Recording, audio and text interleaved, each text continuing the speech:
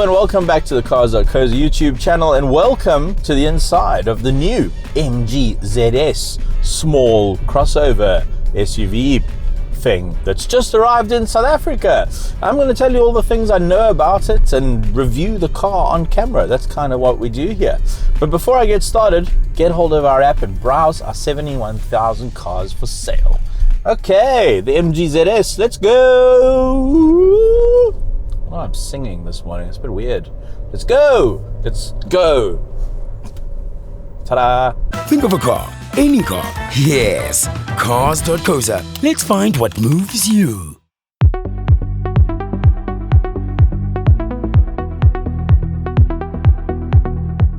So what is it? Well, let's quickly talk about MG. So MG was a British brand, kind of still is. However, it's now owned by the SAIC, the Shanghai Automotive Investment Corporation, which is the largest car maker of vehicles in China, 7th largest in the world as well. And interestingly, in China, SAIC and Volkswagen have a joint venture, and SAIC and General Motors have a joint venture. So in that country, all of those cars under those brands are virtually identical. And to make use of economies of scale, they just sort of build one engine, one chassis, and one gearbox and just skin it differently across various brands. So this is kind of a Chinese Volkswagen in a way, you can think of it. And the thing is, this ZS has been a huge hit. They've sold over 1 million of them in 100 countries. And when I was in Thailand last year, I saw so many of these that I actually thought it was just the same 5 going around in circles around Bangkok. They are literally hundreds of these things overseas. And in Britain, in 2024 alone, they sold over 81,000 cars. Now, to put that in perspective, that is about 1/5 of the entire South African passenger car market in 1 year. So, looks like MG is on the right trajectory, and they've arrived in South Africa, and my word, they are hungry. They want to be the next GWM, the next Haval, the next Chery. They are not here to play around. And one of the reasons I think they might achieve success in this market, and it indicates the confidence they have in their offering as well as the backup service that they offer, is that every single car comes with a 7-year, 200,000 kilometer warranty. Now, it's a bumper to bumper warranty. It's one of the best on the market. And that means that if you do plan on keeping your car for a long time, you'll be looked after for a long time. Now, the service plan is a bit shorter, 5 years, 60,000. But again, that's better than a lot of other rivals, for instance, from, say, Volkswagen, Toyota, or Suzuki. So let's get stuck into this ZS. This is the smaller of the 2 crossovers that MG has launched in South Africa. The third vehicle is the Cyberster, which is that crazy soft top with scissor doors and 1 million horsepower. The HS is the larger one, that's sort of Tiguan size, Kia Sportage size. So the ZS, being a bit smaller, is directly in line with Chery Tiggo 4 Pro, Kia Sonet, Suzuki France, Toyota Starlet Cross, Volkswagen T-Cross, and the Hyundai Venue. It's all about the same sort of size, same sort of engine, same sort of power, same sort of price. And that brings me neatly to the price of this car, which I actually find quite impressive. 289,000. Now, that is about 20,000 more than the base Tiggo. However, there is quite a bit more spec in here as standard. There are only 2 options available, 2 variants. There's the Comfort and the Luxury. I'm driving the Luxury, and essentially they're both identically spec'd. It's just in the Luxury you get leather everywhere. Well, it's not exactly leather, it's leather tech or pleather or whatever they call it in this car. And it does really lift the cabin, I think. I think for an extra 20K, it's 310 for the Luxury, it's 290 for the Comfort. I would just spring for the Luxury and just get the leather interior, personally.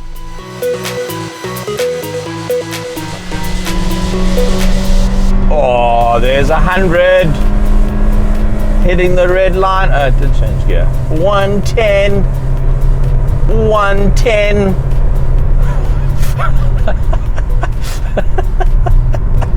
Yes, it's not very fast uphill. So this little 1.5 litre engine it's not particularly impressive, if I'm honest. The power figures on paper are okay, 84 kilowatts, 150 newton meters. That's more than you get out of, say, the Suzuki Franx. But I don't know. I don't know if the figures are maybe overstated or maybe measured slightly differently. It just feels a little bit gutless. It doesn't feel like there's a lot of torque there. I mean, I'm on a fairly gentle hill. There's just two of us in the car, no luggage. We're at sea level. And I'm just concerned, come on, 80, 82. Yeah, it's like, I don't know.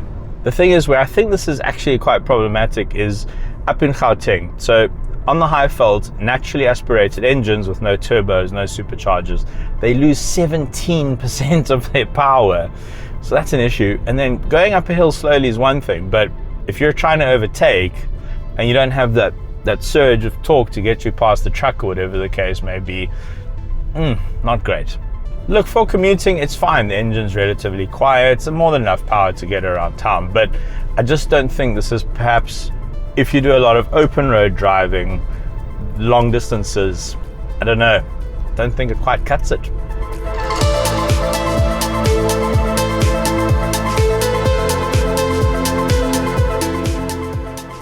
So from launch, January 2025, there are only two variants of the ZS available, only one engine, only one gearbox. 1.5 litre naturally aspirated petrol with a 4-speed automatic. Not the most advanced drivetrain in the world, but the aim of the ZS is to give you a little crossover at an affordable price. And MG actually even says in their press release that the ZS is a wallet-friendly crossover. It's nice, isn't it?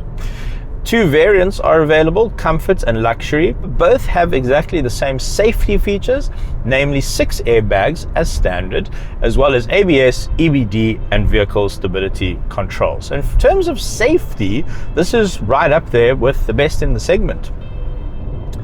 Now, something that often gets talked about when it comes to new Chinese cars is that they are a little bit thirsty, and that is what I've been experiencing with the car. I've been driving it for 2 days now, city commuting, not much highway, I must be honest, and it is starting to come down, but I am averaging over 10 to the 100 in here, which is a bit thirsty. Look, the car is brand new. There's barely 1,000 kilometers on the odometer, and I do think that will improve over time, but it does seem like this car is a little bit on the thirstier side.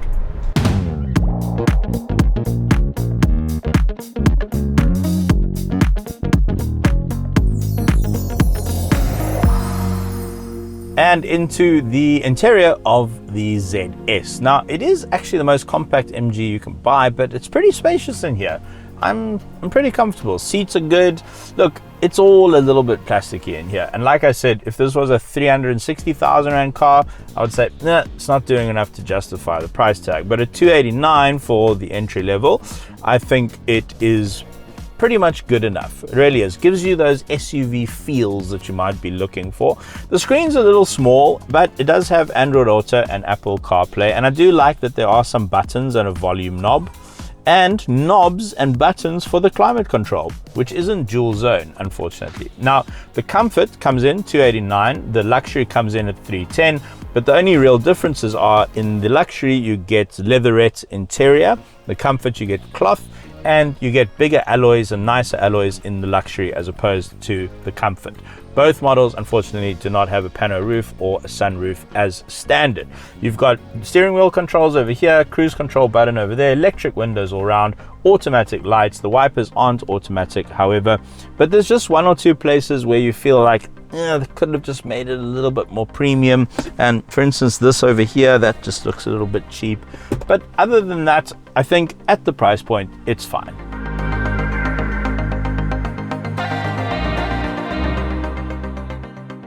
Hopping into the back seat of the ZS, and I'm pretty impressed with the knee room back here. That's my driving position. I'm 6'9". I'm joking, I'm 5'9", but there's plenty of space there. I think most adults probably be okay, actually, and definitely all right for kids. From a comfort point of view, the bit down here where that you sit on is like a bit flat. I don't know, it feels like it's not as ergonomically thought out as well as these front seats are. but they're fine for commuting. Maybe long distance, your back might get a little bit tired. There's no center armrest, however there is a third safety belt, and importantly this car comes as standard with 6 airbags, including curtain airbags, which I find is a really important feature actually.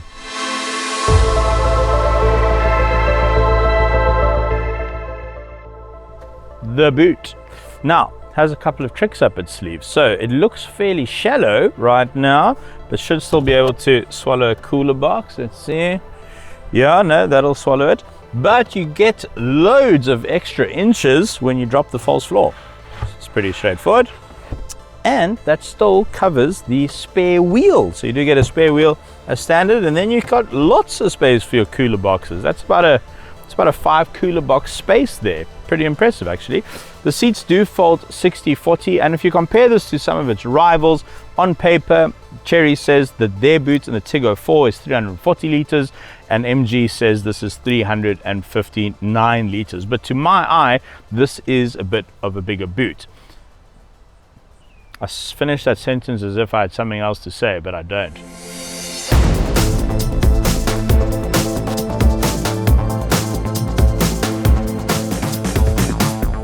Look, this is how I see a new entrant into the market like this.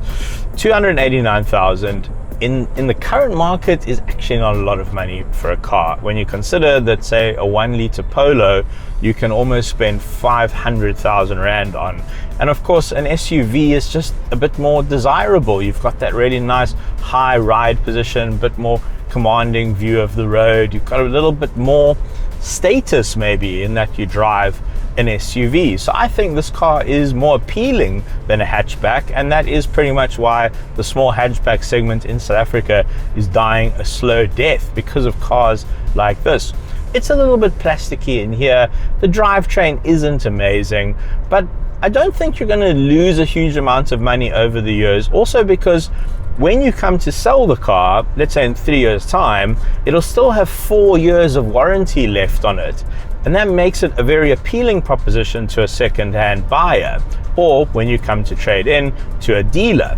So if this car was, say, priced at 350, then I'd be giving you different advice and a different opinion. Then I would say it's not worth it. But for under 300k, there is good value here. And I think if you approach a car, just manage your expectations about what you're going to get.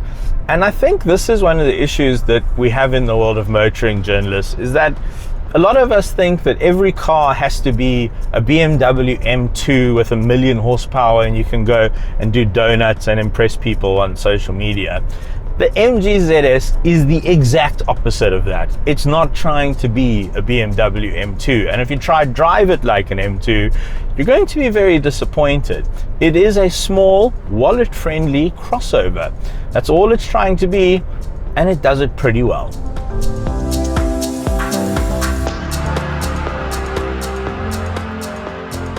What's the car with Cars.co.za?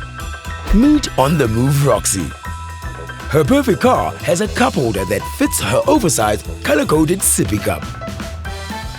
Now think of a car, any car. Yes, we have it. Cars.co.za. Let's find what moves you.